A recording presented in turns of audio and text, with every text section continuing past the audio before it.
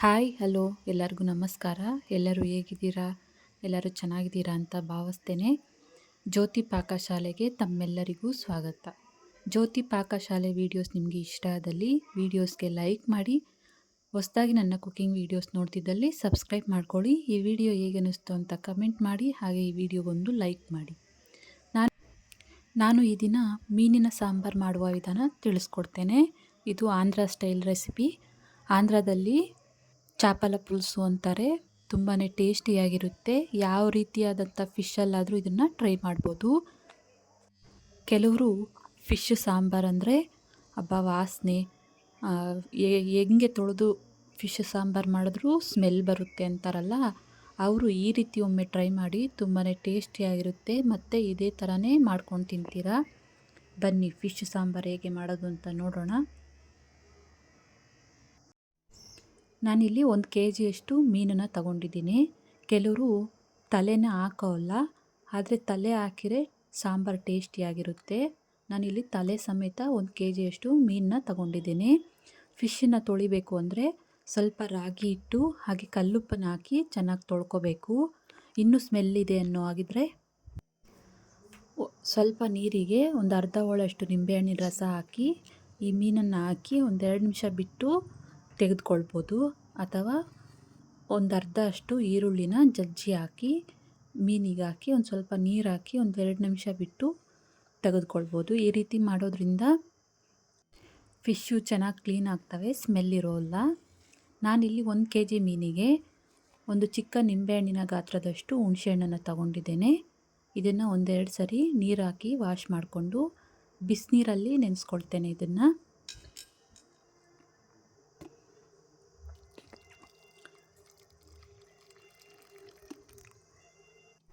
ನಾನಿಲ್ಲಿ ಗ್ಯಾಸ್ ಮೇಲೆ ಕಡಾಯಿ ಇಕ್ಕಿ ಗ್ಯಾಸ್ ಹಚ್ಕೊಳ್ತೇನೆ.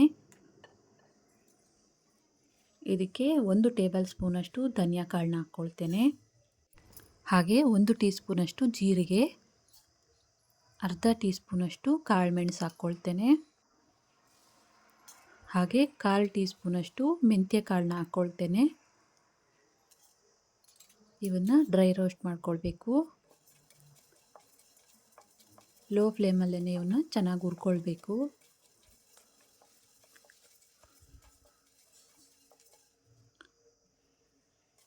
ಧನಿಯಾ ಕಾಳು ಹುರ್ಕೊಂಡಿದ್ದಾಯಿತು.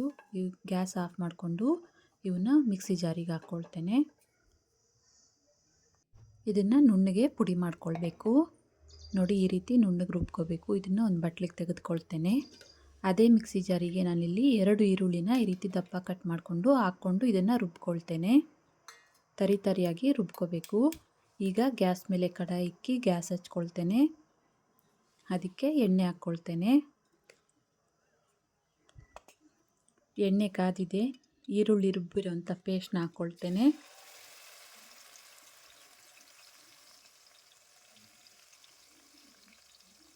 ಈರುಳ್ಳಿ ಪೇಸ್ಟು ಚೆನ್ನಾಗಿ ಎಣ್ಣೆಯಲ್ಲಿ ಫ್ರೈ ಮಾಡ್ಕೊಳ್ಬೇಕು.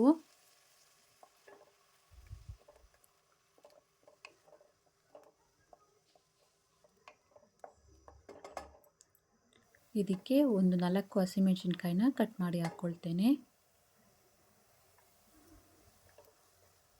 ಈರುಳ್ಳಿ ಪೇಸ್ಟ್ ಆಗೋ ಹೊತ್ತಿಗೆ ನಾನಿಲ್ಲಿ ಟೊಮೊಟೊನ ರುಬ್ಕೊಳ್ತೇನೆ. ಮಿಕ್ಸಿ ಜಾರಿಗೆ ಒಂದು 3 ಟೊಮೊಟೊ ಚೆನ್ನಾಗಿ ಹಣ್ಣಾಗಿರೋಂಥವು ತಗೋಬೇಕು.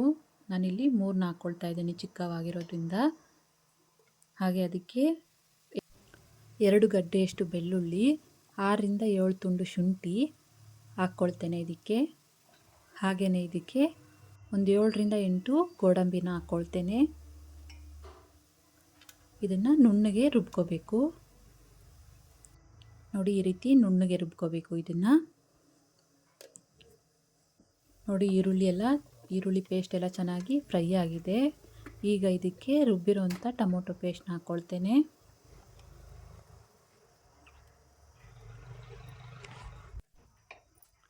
ಟೊಮೊಟೊ ಪೇಸ್ಟ್ ಎಲ್ಲ ಚೆನ್ನಾಗಿ ಹಸಿ ವಾಸನೆ ಹೋಗೋ ತನಕ ಎಣ್ಣೆಯಲ್ಲೇ ಫ್ರೈ ಮಾಡ್ಕೊಳ್ಬೇಕು.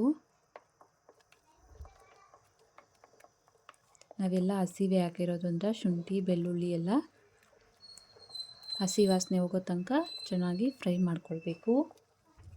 ಪ್ಲೇಟ್ ಮುಚ್ಚಿ ಇದನ್ನು ಲೋ ಫ್ಲೇಮಲ್ಲೇ ಇದನ್ನು ಬೇಯಿಸ್ಕೊಳ್ತೇನೆ. ನೋಡಿ ಸೈಡಲ್ಲೆಲ್ಲ ಎಣ್ಣೆ ಬಿಟ್ಕೊಂಡಿದೆ.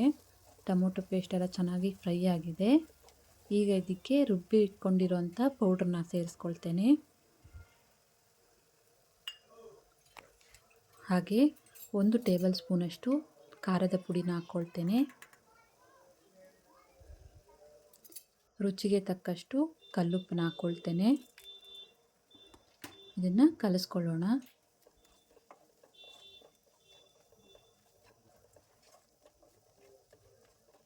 ಮಸಾಲೆ ಹಾಕಿ 1-2 ನಿಮಿಷ ಇದನ್ನು ಫ್ರೈ ಮಾಡ್ಕೊಳ್ಬೇಕು ಎಣ್ಣೆಯಲ್ಲೇ.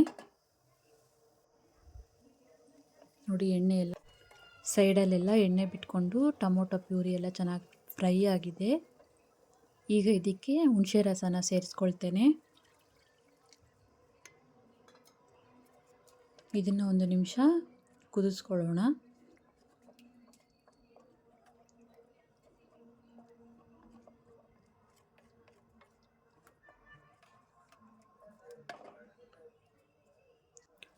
ಹುಣಸೆ ರಸ ಹಾಕಿ 1 ನಿಮಿಷ ಇದನ್ನು ಕುದಿಸ್ಕೊಂಡಿದ್ದಾಯಿತು.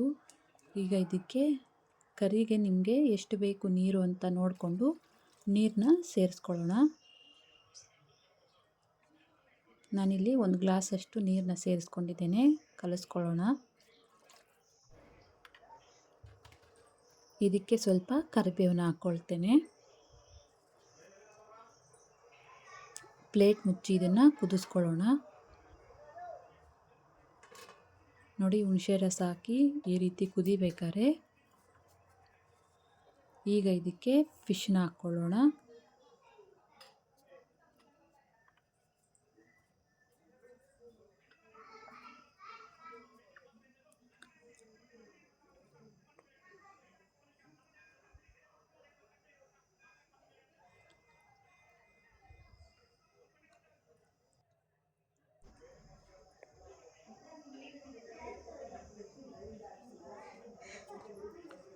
ಫಿಶ್ ಹಾಕ್ಕೊಂಡಿದ್ದಾಯಿತು.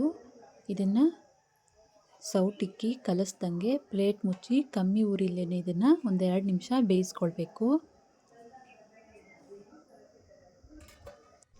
ನೋಡಿ ಮೀನು ಸಾಂಬಾರು ಚೆನ್ನಾಗಿ ಕುದೀತಾ ಇದೆ. ಯಾವುದೇ ಕಾರಣಕ್ಕೂ ಸೌಟಿಕ್ಕಿ ಕಲಿಸ್ಲಿಕ್ಕೆ ಹೋಗಬಾರ್ದು. ಈ ರೀತಿ ಕಡಾಯಿನೇ ಈ ರೀತಿ ಆಡಿಸ್ಬೇಕು ಅಷ್ಟೇ. ಕೊನೆಯದಾಗಿ ಇದಕ್ಕೆ 1 ಹಿಡಿ ಇಷ್ಟು ಕೊತ್ತಂಬರಿ ಸೊಪ್ಪನ್ನ ಹಾಕಿ 1-2 ನಿಮಿಷ ಇದನ್ನು ಕುದಿಸ್ಕೊಳ್ತೇನೆ. ನೋಡಿ ಫಿಶ್ ಸಾಂಬಾರು ರೆಡಿ ಆಯಿತು. ಆಂಧ್ರ ಸ್ಟೈಲ್ ಚಾಪಲ ಪುಲ್ಸು ರೆಡಿ ಆಯಿತು. ನೋಡಿ ಈ ಕನ್ಸಿಸ್ಟೆನ್ಸಿ ಇದ್ದರೆ ಸಾಕು. ಇದು ತಣ್ಣಗಾದ ನಂತರ ಇನ್ನು ಸ್ವಲ್ಪ ಗಟ್ಟಿಯಾಗುತ್ತೆ. ಈ ಸಾಂಬಾರು ಇವತ್ತು ತಿನ್ನೋದಕ್ಕಿಂತ ಮಾರನೇ ದಿನ ತಿಂದರೆ ತುಂಬಾ ರುಚಿಯಾಗಿರುತ್ತೆ. ಮೀನಿನ ಸಾಂಬಾರು ರೆಡಿ ಆಯಿತು. ಗ್ಯಾಸ್ ಆಫ್ ಮಾಡ್ಕೊಳ್ತೇನೆ. ಬಟ್ಲಿಗೆ ಸರ್ವ್ ಮಾಡ್ತೇನೆ. ನೋಡಿದ್ರಲ್ಲ ಮೀನಿನ ಸಾಂಬಾರು ಮಾಡುವ ವಿಧಾನ. ಈ ರೀತಿ ಒಮ್ಮೆ ಟ್ರೈ ಮಾಡಿ, ತುಂಬಾ ಟೇಸ್ಟಿಯಾಗಿ ಇರುತ್ತೆ. ಈ ರೆಸಿಪಿ ನಿಮಗೆ ಇಷ್ಟ ಆಗಿದೆ ಅಂದ್ಕೊಳ್ತೇನೆ. ಇಷ್ಟ ಆದಲ್ಲಿ ಈ ವಿಡಿಯೋಗೊಂದು ಲೈಕ್ ಮಾಡಿ. ಹೊಸದಾಗಿ ನನ್ನ ಕುಕಿಂಗ್ ವಿಡಿಯೋಸ್ ನೋಡ್ತಿದ್ದಲ್ಲಿ ಪ್ಲೀಸ್ ಸಬ್ಸ್ಕ್ರೈಬ್ ಮಾಡ್ಕೊಳ್ಳಿ. ಈ ವಿಡಿಯೋ ಹೇಗನ್ನಿಸ್ತು ಅಂತ ಕಮೆಂಟ್ ಮಾಡಿ, ಲೈಕ್ ಮಾಡಿ, ಶೇರ್ ಮಾಡಿ. ಧನ್ಯವಾದಗಳು.